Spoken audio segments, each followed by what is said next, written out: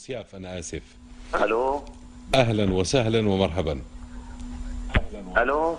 أنا الو. سمعانك أخي فنان. يسعد صباحك استاذ علاء. حبيبي. وانا سمعانك استاذ علاء، كيف احوالك؟ ان شاء الله بخير. الله يخليك ويجعلك بخير. استاذ علاء، في هيك كلمتين حاب احكيهم قبل ما ابلش بحديثي بعد اذنك. تفضل.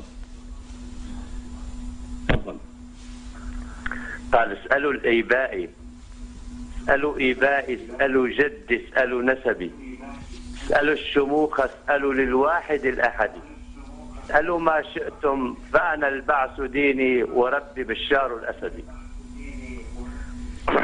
يعني استاذ علاء، معلش حتى يا أخي الله. فنان، يا أخي فنان، يا أخي فنان، نعم. يعني حتى أنا أشرح ما قاله الأخ فنان حسن. هذا قول يعني تداعيات شعرية حتى لا يؤخذ على كلامه.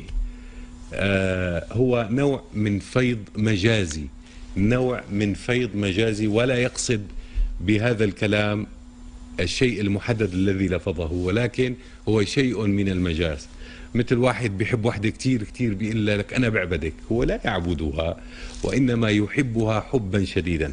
من فيض حبه هو من استخدم المجاز في المسألة. تفضل أخي فنان.